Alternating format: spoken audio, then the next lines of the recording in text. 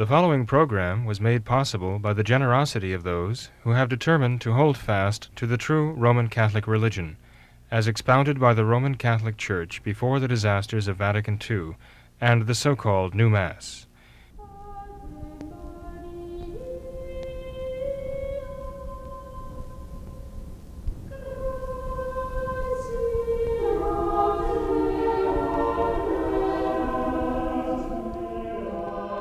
Hello and welcome to What Catholics Believe. I'm your host, Thomas Nagley, and with me tonight is Father William Jenkins. He's from the Society of St. Pius V, and he's also the pastor of Immaculate Conception Church right here in Norwood, Ohio. Hello, Father. How are you? Very fine, Tom. Thank you. How are you doing? Good, Father. Thanks for being here. Absolutely. Father, I thought we could start tonight with a very interesting article that was posted on LifeSite News by one Peter Kwasniewski. We have referenced a lot of his work on this program, Father. He seems to post a lot of good material, but I thought this particular article posted in the blog section of LifeSite News was rather interesting. It's titled, "Why the Troubles of This Pontificate Do Not Point to Sedevacantism." And in this opinion piece, Father, he says that the position of Sedevacantism is untenable. He says it's merely a tidy explanation for the current problems that the Church is faced with. He says it has its roots in ultramontanism. And he concludes by saying that, yes, Francis is indeed the Pope. He just happens to be a very bad one. So what is your take on this article, Father? Well, actually, I saw the article, Tom. It was brought to my attention, in fact, by a mother of 11 children who also, looks at, LifeSite News. We've often spoken of LifeSite News and given a lot of credit here. And I have also quoted Dr. Kwasniewski a number of times, favorably.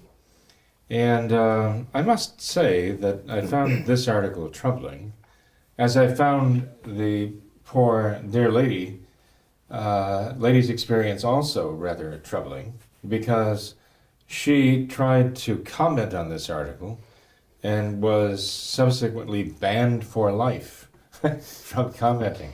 Wow. And I thought, well, that's peculiar. She sent me the information of what she had commented, and I thought, well, I didn't see anything wrong with this. It's all a very important matter for discussion. And the sites or the I don't know what you'd call them, I guess, the organizations that shut down all such discussion are Facebook and Twitter, and those outfits ban people for life for mentioning anything that is not politically correct. And I didn't think that was I didn't expect that, let's say, from LifeSite News, that she would just be summarily banned because she expressed different thoughts on the subject. Thoughts which I thought were very important, worthy of discussion, But this is part of the problem between the so-called Sedevacantists and the anti-Sedevacantists. They really have a hard time discussing, except among themselves. But to have a discussion without bitterness or vitriol or name-calling or kind of sort of a condescending attitude toward each other is not only is it very rare, but it is the only way that they're going to actually get anywhere. Again, all the more reason why I would have thought. Now, LifeSite News itself, or Dr. Kwasniewski might have said, well, this is not the place to debate this issue on LifeSite News. And I understand that because the site is dedicated to pro-life effort and pro-life information, and for that it is invaluable. But it was actually Dr. Kwasniewski who brought this up in the first place. So he couldn't exactly say, well, we're not going to talk about this here. So if one is going to have a blog, and I guess this was on the blog section, and write such an article, one really should be intellectually, honestly expecting to have some sort of response. Of course. Right? And not just ban people who say, no, I don't agree with you. It would have been much better for him to have actually thoughtfully responded to the points that she was making. this looks very bad, as though he had no response. So the best thing to do was to make her disappear. But in any case, I don't want to focus on that. It's just that it was troubling to me that would be the reaction of her, what I thought was a thoughtful response to this.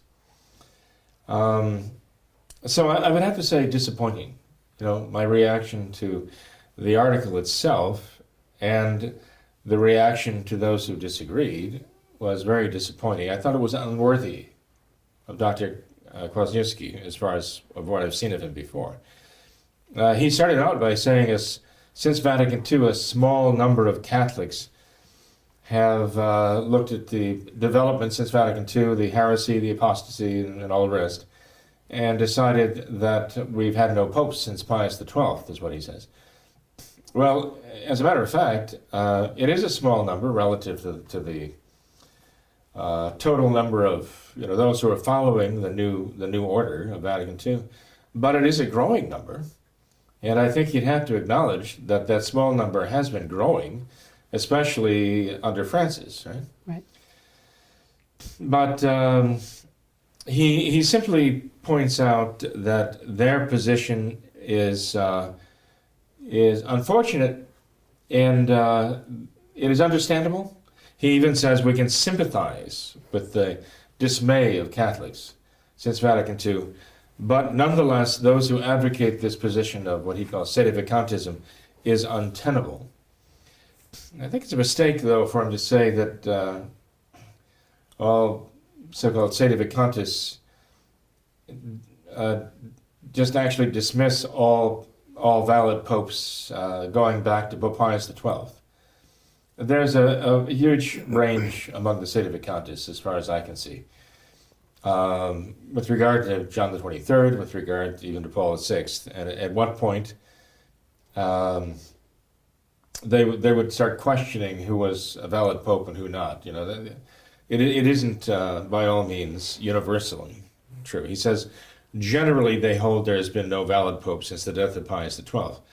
Well, that's perhaps generally could be said. But here's the point that he makes here. The explanation he gives is this. The real root of Sedevacantism is Ultramontanism. And this completely lost me, because I have no idea where he is making this connection at all. This makes absolutely no sense to me whatsoever. He ties the Sedevacantist root, as he says, to Ultramontanism,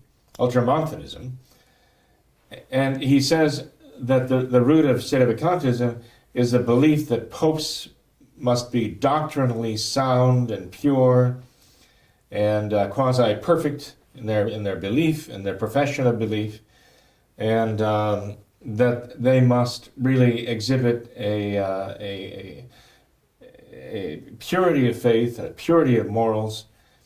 And this, he says, this idea of the Sedevacantists means that any pope who falls short of that ideal must not be a pope. That's how he sees it. And all I can say is he probably hasn't talked to many Sedevacantists or paid much attention to what they're actually saying, because they're not saying that. I mean, he's almost setting up a straw man and knocking it down. I don't know a single Sedevacantist who says we expect popes to be impeccable, that we expect anyone who's a valid pope to be absolutely sound in every aspect of doctrine at all times and never waver in any way. I mean, Sedevacantists believe that John the 22nd was a pope and Honorius first was a pope before him. And they know that they were not doctrinally sound. So, but the idea of connecting that with Ultramontanism really makes no sense, because Ultramontanism was, as a historical movement, you might say, it was tied to political power. The expression ultramontane means beyond the mountains, and it refers to the Alps, right? And on one side of the Alps, on the southern side of the Alps, you have Italy, and therefore Rome, and therefore the Pope. And on the northern side of the Alps, you have Germany and the Rhineland countries, and you have France and so on. And so it was a matter of political power and the idea of whether you're from our side of the mountain or from their side of the mountain, right? Initially, the term ultramontane was used actually on the southern side in Italy to describe those who had come from Northern Europe and might now be studying in Rome or whatever. And it was simply used to point out that they came where they came from, like the other side of the tracks. But as time went on, it became a pejorative term to describe almost like political parties. The party supporting the power of the popes, the temporal power, that is the civil power of the popes, as opposed to the civil power of the kings of Europe. And there was a tug of war, as it were, going on for the exertion of this civil power, the temporal power. So that ultimately the term ultramontane came to be used north of the Alps as a derogatory statement about those who were almost disloyal to their countries, to their kingdoms, to their kings, because there were those in the church who actually favored the papal authority, right? How that this, it goes back to the Guelphs and the Ghibellines. It goes back even to Pope Gregory VII in his lay investiture struggle against the emperor at the time. The struggle of the church, on the one hand, to assert the Pope's powers, including the temporal power. On the other hand, to defend it against the aggressive attempts to encroach upon it by the kings of Europe, the European countries, European kingdoms. So this really, I've never seen ultramontanism referred to in the sense that he's using it here, as though it involves an exalted view of the popes, an idealistic view of the popes as being perfect in every way. It doesn't make any sense to me at all. And I would actually challenge Dr. Kwasniewski to find any source, any reputable source, any historian who would interpret ultramontism as he does, in saying that the real root of Sedevacantism is in ultramontanism, excuse me. But also, he goes on to say that the basic problem was, now he goes on to say this, the basic problem with Sedevacantism is that it is a tidy explanation. Tidy is not bad. Just because a solution is tidy doesn't make it bad, right? So just to dismiss it on the basis of what he calls a tidy explanation doesn't make sense. I don't even agree that it's a tidy explanation. I think it is problematic. Very. I think it is a problematic explanation. But for him to just count it out as though it just dismiss it because he says, well, it's just too tidy, so let's not even give it any credence at all, that is not the work of a scholar, as far as I can see. Especially in light of what he just says here before. Listen to what he says in the paragraph before that.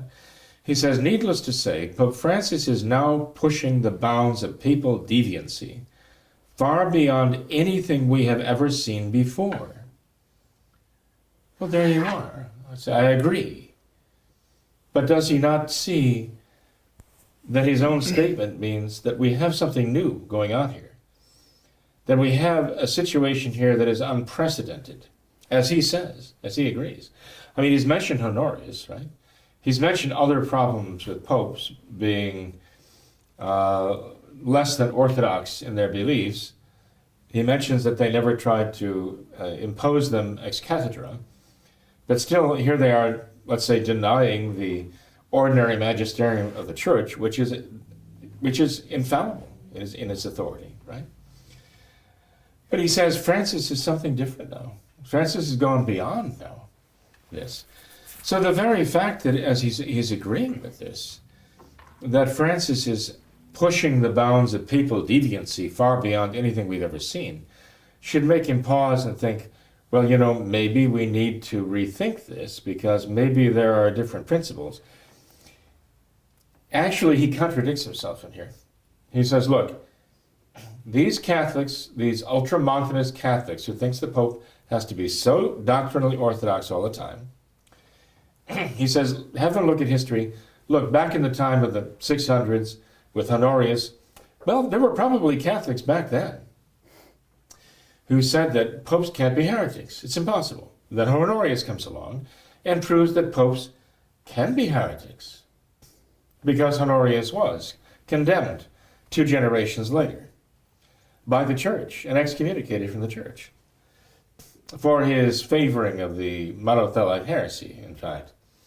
So here Dr. Kwasniewski is saying, well, there was a point for the first, let's say, 600 years where Catholics would say that a pope cannot be a heretic, and then comes along a pope, Honorius I, and he is a heretic, or condemned as one, listed as a heretic. So you see, we've learned something new. Why can't Dr. Kwasniewski, who says, now look, we have an unprecedented situation going on, why can't he say, well, this might be another one of those times, and maybe I have to think, Dr. Kwasniewski myself, and think, maybe we have to realize that, yes, maybe this can be true. Maybe it is possible that a pope can push the limits to the point where, in fact, he can't be the pope, right? Why does he not apply that same standard to himself and refer to the specious ultramontanist narratives, right? Yes, there were times before when Catholics encountered situations that they might have thought could not be. And maybe Dr. Kwasniewski himself has to realize that might apply to him too. Because he seems to be indicating that he recognizes this is a time like that, right? But you see, Tom, the whole problem is that he's reasoning backwards. You see, he gets to the point, and that is, Francis has to be a pope, because if he's not the pope, since Vatican II, the Vatican II pontiffs have not been real popes, then they're cardinals and no cardinals. If there are no cardinals, you can't elect another pope. So he says there can be no more popes. Well, this is an idea that has been brought out. I myself have brought that up several times here on the program, saying that this represents a problem. Not perhaps an insurmountable problem, but a problem that needs to be addressed. But he addresses it as an insurmountable problem, almost a fait accompli, that if what they say is true, this must be the case, and there's no alternative. Okay? And he says, therefore, the church is finished because the promise of Christ has failed. He's drawing all of these conclusions that are unwarranted. Not really proving any of them, right? Just saying, this is what I think. But this is not good scholarship. No. To start with a conclusion that say, this is my view of these things, and I'm going to start reasoning backwards to say what can and cannot be, and who must be wrong and who must be right, but especially what must be wrong, because if the implications of what they're saying would contradict me, they must be wrong. So I guess basically my point here would be, look, I mean, we've seen that there are those who really are trying to find their way through this nightmare of I'd say the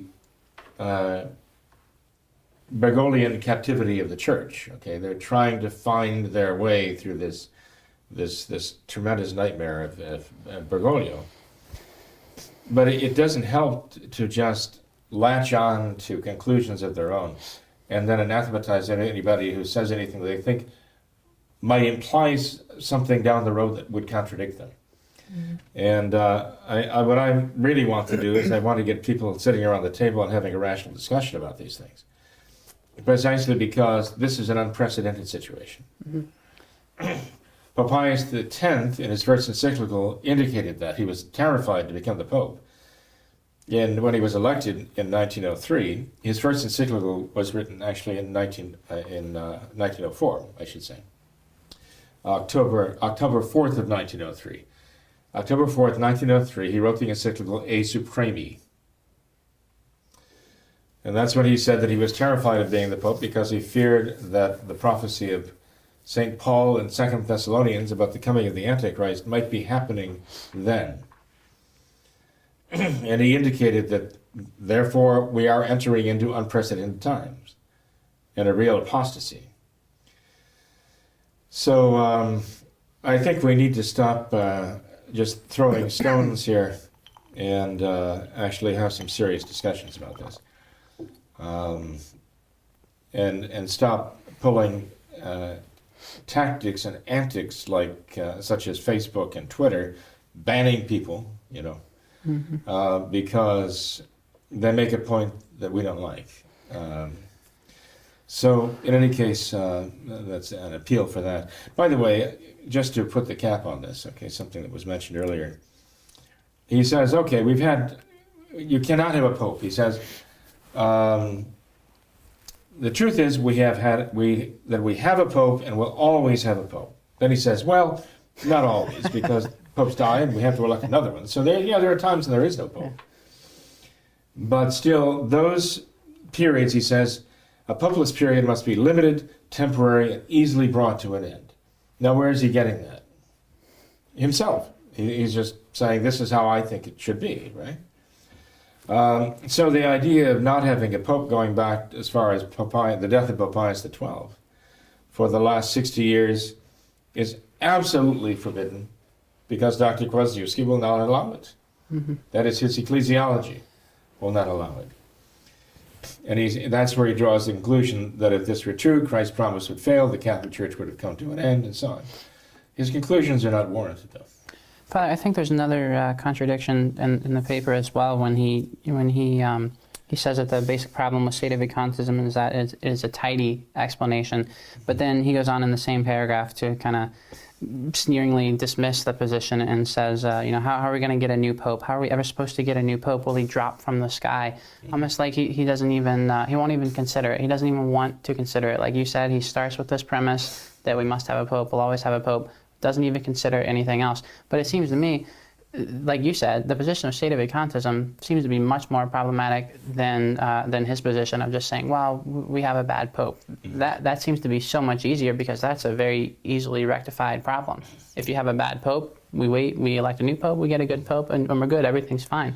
If we have the Sedevacantism problem, though, that's a much harder problem to solve. Well, Tom, I think that's a very good point you're making here. I think what he's responding to is dogmatic Sedevacantists just dismissing the problem by saying, well, he's not a pope, so that's it. And I think he's right in one way, and that is many of the dogmatic Sedevacantists do present it as just a tidy, that's true, sort of deus ex machina situation, as though you could have a puppet ex machina excommunication. Well, yeah, that's not really going to be a problem. Yeah. and make it very simplistic. So maybe he's reacting to that. But that's where I think the dogmatic Sedevacantists are very badly representing Sedevacantism as an idea and as a real possibility, because they're not really, I think, willing to face the problems and address them. Sure. But there are problems. A Sedevacantist might say, well, look, you say, okay, we come to the end of the line of the popes. Well, maybe we come to the end of the world. Maybe Pope Pius X was right, that this is the end of the world. And we're not going to have any more time left in the world. The judgment is coming, the great apostasy, the Antichrist, and so on.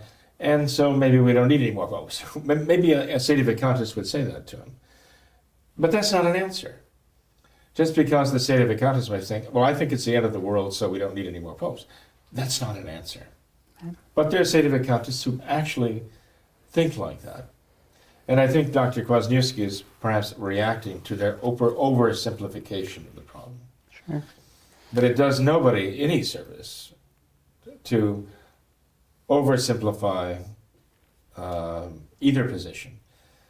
The problem with his position is that is a much, much more difficult position to uphold. Because basically what he's essentially doing, as I understand it, is saying there are virtually no standards that a pope has to meet to be the pope. That a pope can say and do all these things, and yet you cannot question whether he is the pope, because, hey, popes are bad. We know they're bad. And there's really no limit to how bad they can be. I mean, could the Antichrist become the pope?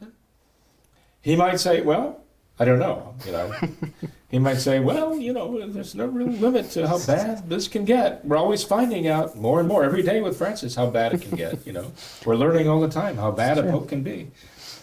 And so we might say, okay, well, I mean, if it got to the point that one followed his premises to their logical conclusion, one might say that even the Antichrist could become the Pope then. And all he would say to the contrary, maybe, is, well, God would not allow that. Well, people would be saying, well, again, 100 years ago, people would say God would never allow Francis Bergoglio to become a pope either. So, but he's saying that already in what he says. Yeah, there was a time when Catholics thought this was not possible, and they found out it was. Well, if you follow his line of thinking to the end and say, well, the Antichrist could become the Pope, well, then I rest my case. We got a very serious problem. And we need to stop sticking our tongues out at each other. And we need to actually sit down like intelligent people who have a love for our Lord, a love for the church, and really talk this through. Because we are coming into uncharted territory, historically. Sure. As he himself acknowledges. So I just want everybody to try to, calm down and I admit the shriller voices on both sides need to be kind of left to, can carry on their snowball fight with each other, and that those, the more thoughtful ones, should really try to sit down and understand what's going on here and see exactly what does fall within the range, the realm of Catholic thought on this. Mm-hmm. And what must be excluded.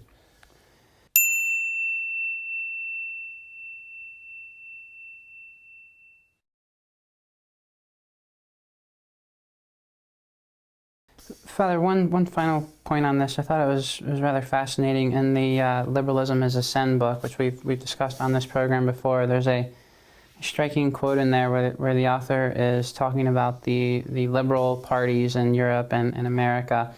And he says, do they not regard as their sole and most potent enemy what they contemptuously term clericalism and ultramontanism? The two things that we hear today, clericalism from Francis. So he says this is what the liberals. He says this is what the liberals say. This is their most potent enemy. And he lists two things, clericalism and ultramontanism. Okay, and these are the very things being denounced by Francis and Peter Kwasniewski. That's right. Right? Clericalism and ultramontanism. Okay. Interesting. Well, actually, as soon as I read this article about the ultramontanism, I couldn't help but think immediately of what Francis says about clericalism, because Francis is saying, well, the root of a sexual abuse of minor in the clergy is clericalism. So Dr. Kwasniewski, I think, is pulling the same sort of approach to Sedevacantism. The root of Sedevacantism is ultramontanism. Talk about simplicity, But anyway, and recently I think Michael Matt, yep. Walter Matt, God rest his soul. Michael Matt came out with something that was also rather intriguing, right? Mm-hmm. Yeah, one of our viewers sent us a link to one of his videos. I believe it was published in September, where he had a line in there where he said that we're not dealing with modernists anymore, but in fact what we're dealing with is apostates. He says these are men who have lost the faith, not modernists anymore, but they're apostates and have lost the faith. What do you make of that? We're not dealing with modernists anymore. Well, what I make of it is that Michael Matt, for all the other things he does, and he does some very good things, I think, that he doesn't understand modernism. I mean, this is the whole point. The ultimate goal of modernism is apostasy. So how we can say we're not dealing with modernists anymore, now we're dealing with apostates. I would say, okay, well, this is a modernist apostasy. Mm-hmm. St. Pius X described modernism, as we've said in this program multiple times, as the synthesis of all heresies. Well, a heresy is a denial of a doctrine of the faith that must be believed by an obligation of divine Catholic faith. It's divinely revealed. Okay? And to deny all of the doctrines of the faith is by definition apostasy. This is what modernism leads to. St. Pius X says in Pascendi that it leads to the destruction of all faith, even the virtue of faith, and leads to the destruction of all religion. And this is apostasy. So how Michael Matt can disassociate apostasy from modernism, as though they were actually two different things, it shows a lack of understanding of one or the other, or both. But St. Pius X made it very, very clear that modernism is actually the process of apostasy. It is, let me explain it this way, because it might be a little confusing to people. Modernism is not just a state, a steady state, in which one is a full-blown modernism instantaneously. You don't go from being a Catholic to being a modernist instantaneously. You get there progressively through modernism. Modernism is a number of principles. And when you accept those principles, they begin to play themselves out in your mind and in your life. And as you go through more and more applying the principles of modernism in your life, it's like an acid rain that eats away all faith and eventually destroys it entirely. It dissolves it completely. So there are degrees of modernism. They're not degrees of modernism in terms of certain modernist principles are more or less right or more or less Catholic. But one is more or less modernist as he actually is following through on the principles of modernism. That's important for us to understand something that's real. There have been some who were very much behind Vatican II and who got to the point as Vatican II was applied that they became increasingly horrified by what they were seeing. In other words, they were facing the practical consequences of what in principle sounded good to them. In practice, it was very evil. They saw the evil results, and they were horrified. Like a chemist in the lab might say, oh, this is a nice chemical, and that's a nice chemical. This chemical has a nice color. Let's mix them together and see what happens. And they find that they produce a very, very, very virulent poison.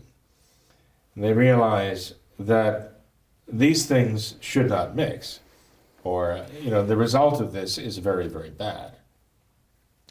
There are parents who might go through life teaching their children certain principles and find out that the children have followed through on those principles, and they wind up practically, absolutely ungovernable, So they have to go back and review their principles and find out there's something wrong with my way of thinking here. Where did I go wrong? Well, there are people who started with the modernism of Vatican II and very, very, very readily drew back from them when they saw where they were leading. I think Dr. Coulson was one of them. We referred to him as the psychiatrist or the psychologist who went out to California to put into practice the principles of renewal of Vatican II and saw how deadly they were and how destructive they were, and they rejected them. There are any number of others too, the same way. In fact, there are many traditional priests who went down the road of the new Mass and got a certain way. 63, 64, 65, 66, maybe even got all the way into the 70s, and then left it because they saw the practical consequences. The point being simply that there are those who are still, you might say, playing out the principles of modernism. And there are those who are full-fledged modernists who've brought the modernist principles to their ultimate reality and to their ultimate conclusions. And the prime example in the world today is Jorge Bergoglio. he is an absolute modernist right down to his chromosomes, okay? Right genetically. He is a modernist. And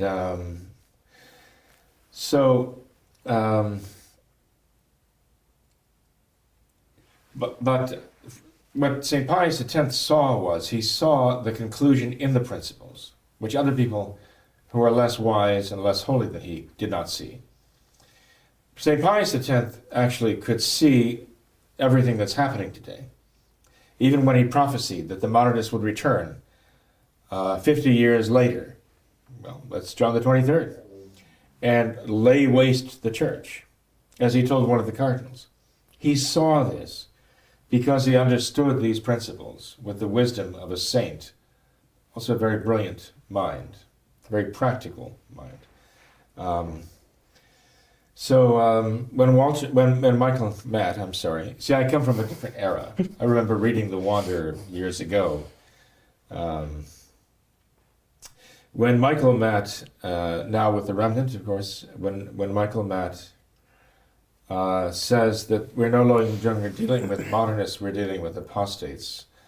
I think it must be because he doesn't really see that this is the whole point of modernism, ultimately to end in apostasy. Sure. This is the fruition, as it were, the evil fruit of modernism. Yep. What we're dealing with, actually, is quite contrary to what he says. We are not only dealing with modernism, we are dealing with those who are completely deformed modernists. We're dealing with the ultimate results of modernism. And that's what apostasy is. Sure. Father, you mentioned Pope St. Pius X. We had a question that a viewer sent in concerning Pope Pius X and his reforms to the Breviary via Divino, afflatu, and he says that this was a drastic change. The rearrangement of the psalms were entirely different. All repetition was removed and 75 antiphons lost. He says it was also a violation of Pius V's decree and Quod Vobis, and he says, isn't it hypocritical to label the Novus Ordo as a rupture in tradition and yet utilize the Pius X arrangement? Also, he says, didn't Pius X's radical changes pave the way for the Vatican II reforms? The answer to both questions is no. Okay. And I think there's a lack of understanding here, and a lack of understanding even what we're saying here. In Divino afflatu, Pope Pius the Tenth, St. Pius X, reforming the praying of the divine office, okay, the Roman Breviary. St. Pius X did not follow any non-Catholic principles in what he did. But in producing the Novus Ordo, the principles they followed were non-Catholic from beginning to end. These, again, were modernist principles they were following. And how he could equate the changes made by St. Pius X in reforming the Breviary, especially as cumbersome as it had become, under Pope Leo XIII, and therefore very difficult for the parochial clergy, the parish priest, to pray. For him to actually restore, which was a real restoration of the divine office to a prayer, form of prayer that could actually be prayed and prayed well by the secular clergy, and all of their difficulties and their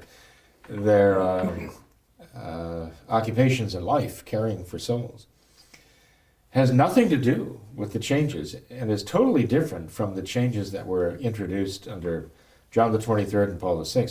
They trace the principles they followed back to the errant liturgical movement that unfortunately was hijacked after Dom Guéranger. Pope St. Pius X actually was following principles laid down by Dom Guéranger, Dom Prosper Guéranger, which were thoroughly Catholic. The principles followed by the subsequent changes were the anti-liturgical movement against Dom Guéranger. And they were introduced by radical revolutionaries who were, actually rejecting the ideas of Dom Guéranger, were working to thwart what he was doing and to produce just the opposite. It's as stark a difference as the wheat and the weeds of last Sunday's gospel. St. Pius X was sowing the wheat, and they were sowing the weeds. And, if someone who knows as much as this gentleman knows, and I assume it's a fellow, then he should be intelligent enough to see the difference. And if he's not, it's going to be almost impossible to explain to him, for him to see the difference in the origins of the changes. A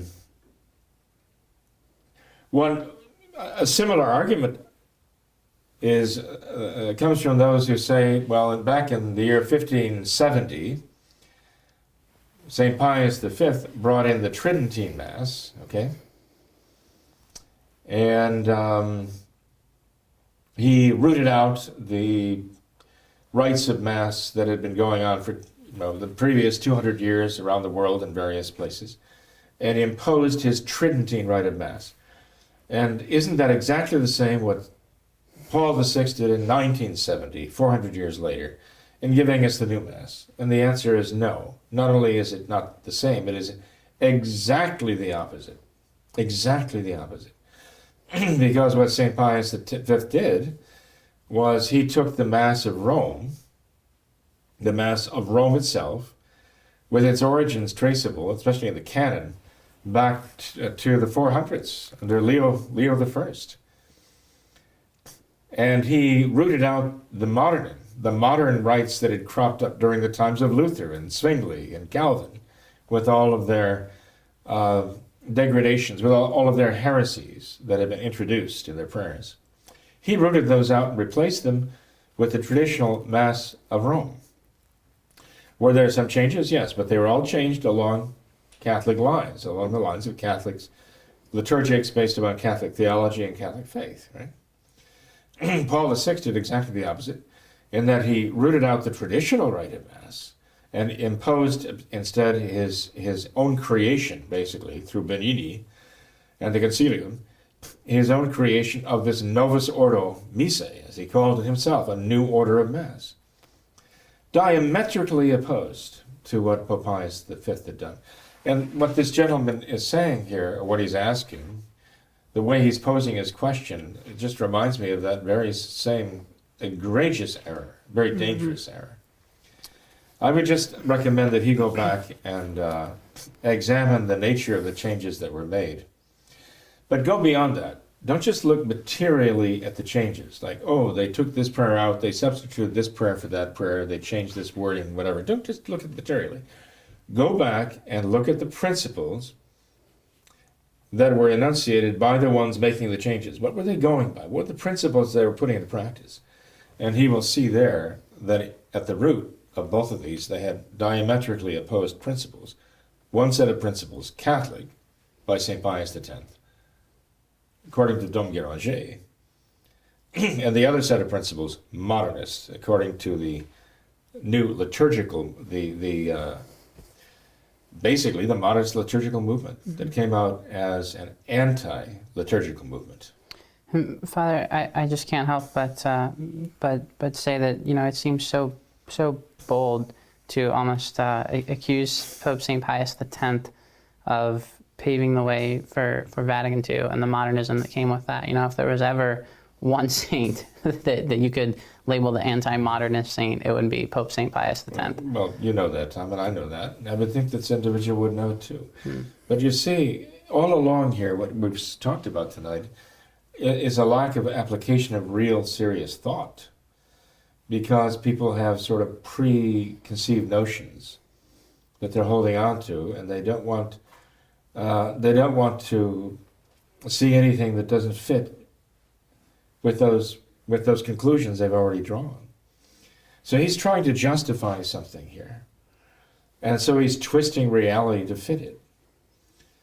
But if he actually went beyond the mere superficial look at this, then, oh, look, Pius X changed things, and John the 23rd, they changed things too. So you see, well, it must be the same, right? And the answer is actually no. Once you begin to examine the principles behind those changes, you find out they're very different. Sure. From each other and not mutually opposed, actually. I don't want anyone, including Michael Natton and Dr. Peter Kwasniewski, to be offended by anything I said today. Actually, I would hope that it would all be taken by good grace, in good grace, and with the idea that, well, maybe we really should have a serious discussion about these things, and because the situation demands it. We'd be very negligent if we just left it at that. Sure. Well, Father, thanks for leading the way in that discussion. Well, I don't know if I'm leading the way. I think I'm kind of bringing up the rear, but Tom, thank you very much, and No I pray that good comes from it. Mm-hmm. I trust that he will. One last thing, Father. Happy birthday. Oh, thank you very much, Tom. You're welcome. Thanks for being here tonight. Well, a very nice birthday gift would be getting my arm back. And it is slowly coming home. That's good. Yeah. Reattaching itself, but I do appreciate the prayers very much. By the way, I have to ask for prayers. I did on Sunday, and I do here now too. We have to be praying for Archbishop Carlo Maria Viganò. We should all be praying for him. One of the points I made, like such as in our last program, we have a situation that is just incredibly bizarre. That we have a man who has stood up before the whole world, basically, challenged Francis, accusing him of being complicit in the sexual abuse crisis of his own clergy. That he knew about this, that he favored it, that he actually fostered it by decisions he made, and promotions he made. And then he disappears, goes into hiding, says he now has reason to fear for his life, that his life is in danger. And ever since he's done this, we don't hear his friends or his enemies saying, his life isn't in danger. He's imagining this. Who would be threatening him? Certainly not Francis. Certainly not his fellow bishops and cardinals. Certainly not the homosexuals. He's not in danger from any of them. Who does he imagine is trying to kill him? We don't hear anyone saying that he's wrong in fearing or arguing with the fact that he's in danger of death. Nobody suggests that I've seen anyway. Not his friends, not his enemies, not his supporters, not his detractors. Even Cardinal Ouellet, with whom he worked for some time, in his appeal to Archbishop Viganò, he didn't come out in his letter and say, "Now, come on, please. You're hiding because your life is threatened." Well, we know that's not true. Let's not be overdramatic. Come on out of your hiding place. Let's get together and talk about this. Ouellet never said that. He never said to Archbishop Viganò, at least in the letter he wrote, "Look, this is false. You're not in danger of being assassinated, and you know it." The question is, if Archbishop Viganò is in fact in danger of death, and nobody's contesting that on either side of the aisle, nobody's even raising a question about that. The question is, why does he believe he's in danger, and who is threatening him? What does he know that he's not saying? What does he know about what goes on in the Vatican? What does he know that goes on with Francis? What does he know that goes on with these bishops and cardinals? What does he know that goes on with the homosexuals that has convinced him that he is now in danger of death? What has he seen go on in the Vatican, behind those walls? Well, there are things that have happened over there that would give one reason to think that, yes, one could be in danger of death for doing what Archbishop Viganò did. And I don't understand why there isn't an uproar everywhere about the idea, just the very concept of the fact that you have a man, a Novus Ordo archbishop, who reveals something about Francis and is now hiding for his life. This is something I would think that would draw a lot of questions from everybody saying, what is going on here? Why is this man afraid that he's going to be killed, and by whom? And nobody seems to be asking those questions. Everybody just seems to be accepting it as though, oh, well, yeah, he's hiding for his life. But let's talk about what's in his letter. Let's ask whether what he says about Francis is being true or not, okay? Let's see if Francis is going to admit that. That's what this is really all about. I submit that that's really not what this is all about. I submit that what it's really all about, or what it really should be all about, is that for saying this Novus Ordo Archbishop is now on the run for his life, that he fears he'll be killed by these people. That's what this really should be all about, in my mind. I don't know if anybody agrees with me, but I just don't understand how it's possible that people just accept that and don't bat an eye at it. Scary times. It is actually frightening to think that this could be happening before our very eyes. But it is. And I would just like to see some people begin to wake up to this and start saying, you know, there is this other question about why there's an archbishop now hiding out for his life, and why he thinks somebody's trying to kill him for saying what he said and doing what he did. Maybe that's important too. Maybe we need an answer to that question. Find out what's behind this. Well,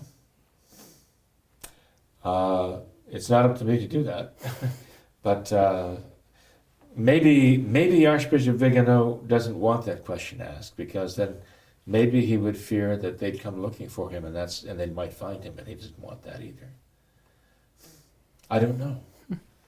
But in any case, Tom, this is a very bizarre situation, and what it all comes back to is what Dr. Kwasniewski said here earlier.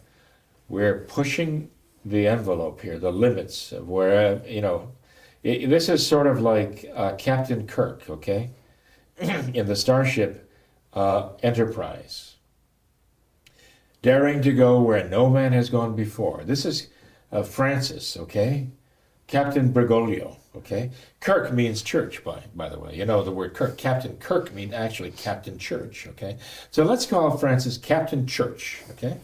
He's Captain Church of the Starship. Modernize, okay? And he's going to take us all where no man has gone before, okay? And that's what modernism is all about, right? Right. And so, I mean, this is what Dr. Kwasniewski is actually, he doesn't put it in those terms, but he sees Francis taking this, taking it all there.